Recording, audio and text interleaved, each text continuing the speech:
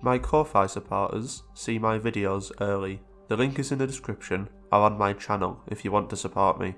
Also, I just moved house recently, and recording in my new office, I've found that it echoes like nothing else.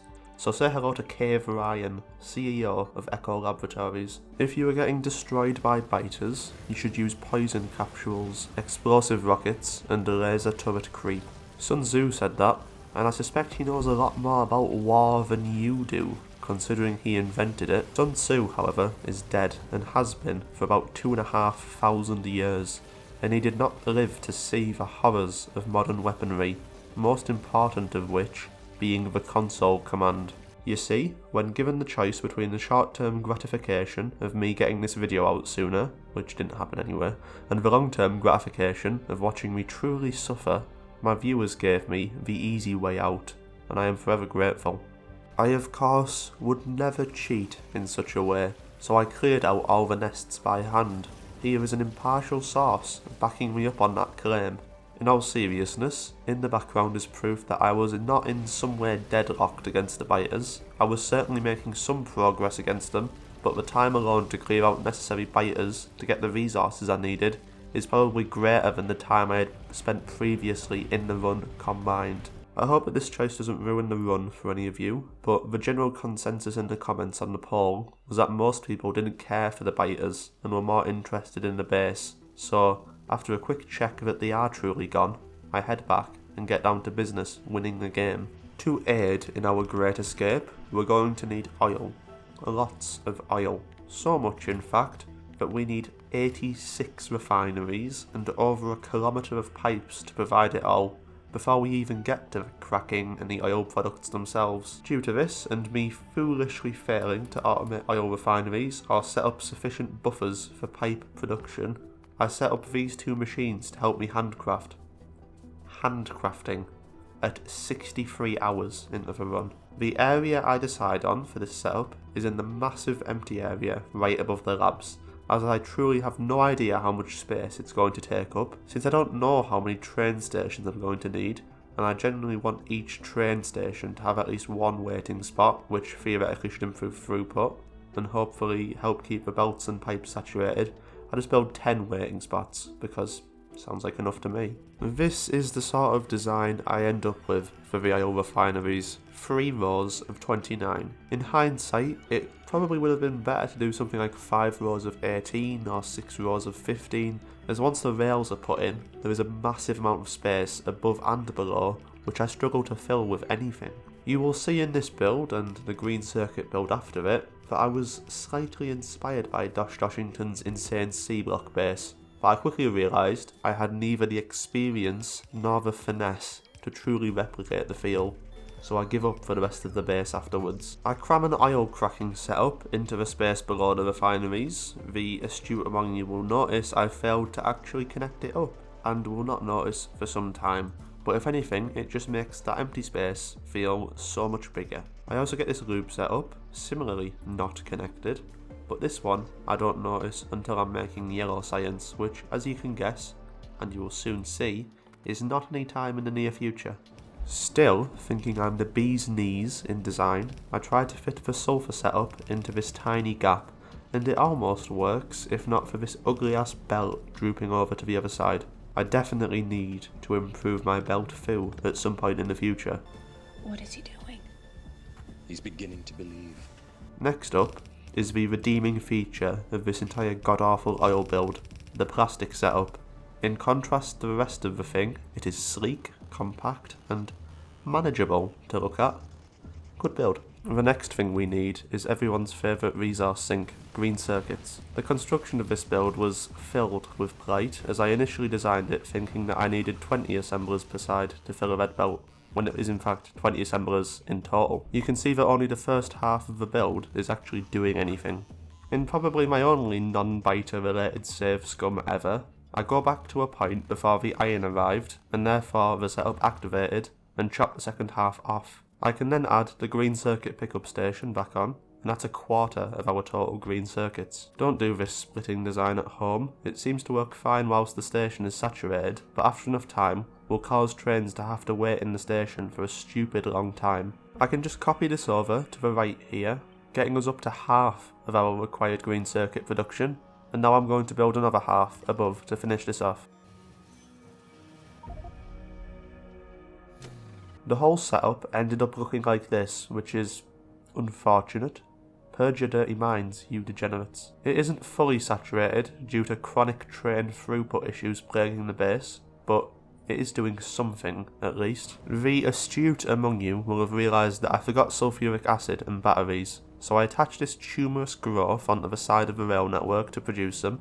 Thankfully, we don't need too many. The next and final big intermediate, which is getting its own production area, is of course everyone's favourite, red circuits. I built this big train station to bring in the resources, but what little old past me, this little guy living in blissful ignorance, didn't know was that I seemed to be incapable of reading the Factorio calculator. You see, I opened up the Kirk McDonald Factorio calculator and simply read this little value which tells me, oh, I need 8.3 red belts of copper plates to make the amount of red circuits I need. However, there is just one big glaring issue with this, being that red circuits aren't the only thing on here which require copper. Green circuits do too, and we're already making those elsewhere. If we look at the copper requirements for this many green circuits, we see that it needs 5 red belts of copper plates, so this red chips setup actually only needs 3.3 red belts of copper. God damn it. Once I finally came to this realisation, I had already built the whole thing out like this, so I ultimately just decided to pretend that one of the train stations didn't exist and turn the remaining 6 belts of copper into 4 using this balancer. The actual design for the red circuits you've probably seen a trillion times, just this time it's big. Now that the big intermediates are out of the way, I can get around to making the sciences themselves. Since biters are off the table, the next science is blue, which needs these 4 resources as input, although none of them in such high quantity to require 2 train stations. The best thing you can do for yourself in a run like this is easily repeatable designs. For basically everything I build, I try to find a good fraction of the total required materials, build that fraction, and then just copy it however many times it's required. The engine setup and my red circuits were probably my peak in this regard. The rest of the ingredients we were already producing elsewhere, so I quickly move on to creating the science itself. Another repeatable, simple design. I'm sure you can see why I'm glossing through most of this. If you look to the bottom left, you will notice that some copper has infected my sulfur supply, so I had to build a system to get it back out. Naturally, the next step is to build purple science, which needs a few more ingredient inputs. There is some method to how it's laid out, with stone, iron and steel grouped up for rails, then the steel, bricks and red circuits grouped up for electric furnaces, before finally the red and green circuits together for the productivity modules. Rails, I think, had a pretty nice design, as it isn't obvious how one is to get 3 belts of output from a setup like this. Basically, the first 2/3 of the assemblers output into the middle, and the rails are taken out the top, and then the last third's middle belts run out the bottom, and the two are combined into a single belt which is brought round to the top, getting us our required 3 red belts of rails. Electric furnaces are barely worth speaking about, requiring little materials or assembly machines. For productivity modules, I made the same mistake as I did with the red circuits earlier, as I counted the green circuits required to make the red circuits, as well as the green circuits for the productivity modules, meaning I had 2 belts of green circuits here, instead of the actually required 1. Now it's as simple as bringing these 3 ingredients together and turning them into the mysterious purple fluid which fulfills all of our production technology needs. Before we can move on to our next and final science, we need to upgrade our lab setup to be able to accommodate all of them. I sever all of the incoming belts, and wiser than to think my personal roboparts could do this in a reasonable time frame, set up a temporary local robot network to deconstruct the old setup for me.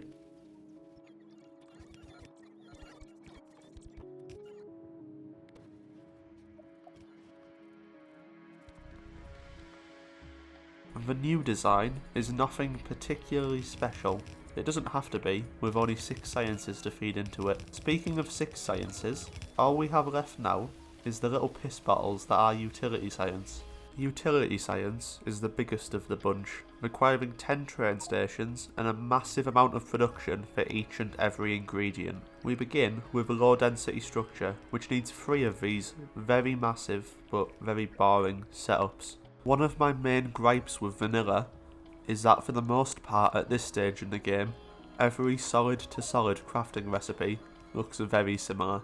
Whilst in the process of building LDS, however, I discover a massive deadlock, gooing up the arterial rails at the heart of my base, the smelting stack over which the entire train system crosses. If I could do one thing over with this playthrough, it would be a better design of the rails, as the terrible mess I created caused me more problems in this run than anything else. All of this caused by me neglecting to separate my sides of the tracks when they crossed. Do not repeat my mistake. Anyway, back to the yellow science. I have never laid belts and felt such satisfaction as I did creating this. I felt like a robot printing a circuit. Except watching back over, if I were, I would likely be sacked and find myself pile driven into a dumpster due to the number of mistakes I constantly made. It is rare I stand still long enough when recording to get footage like this of a setup filling up. Robot frames exist, but are not particularly pleasing to look at, so I will happily gloss over them. For blue circuits, I build this pretty little thing before copying it 8 times, leading to this pretty big thing, and it's quite cool pattern with the green circuits on the belt pulsing. I kind of lost inspiration for the piss bottle production. It's just 38 assemblers in a row on either side, taking off a central belt. You have to understand that this was essentially the final build of this odyssey of suffering, and I was ready to have it over and done with. But once the first delivery finally reaches the labs, all that stands between me and victory is time and outposts. Lots of outposts. The outpost building itself is nothing special, so I've skipped out on it, but I also did some more stuff in the background to tune this well-oiled machine we have going. The most important of which was to do with trains. As it turns out, I had more than enough trains, but most of them were wasting their time with only half full loads due to cybersyn. I will probably do a full tutorial for cybersyn in the future, because it is such a powerful and useful mod, but if I were to give you one tip now, it would be to use request thresholds on everything, so that only fully loaded trains are requested, because every partially filled train out on the rails is wasted throughput. Anyway, enough of me nattering. Whilst the rocket research finishes, enjoy an overview of the base.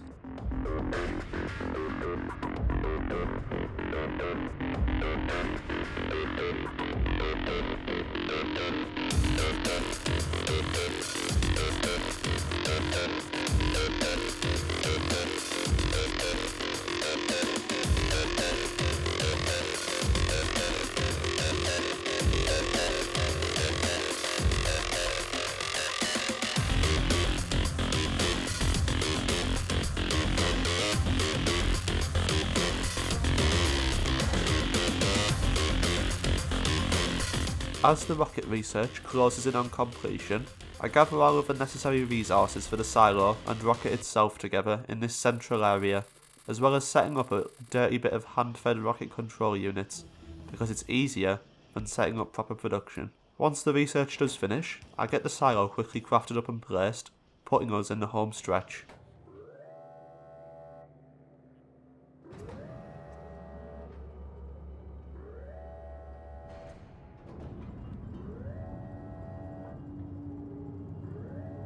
It isn't long before it finishes crafting. Before I can quite launch it though, I first of course go and run the victory lap on the members of my Discord server. I go and grab a car, place it in the cargo hold, hop in, and escape from this dreadful place.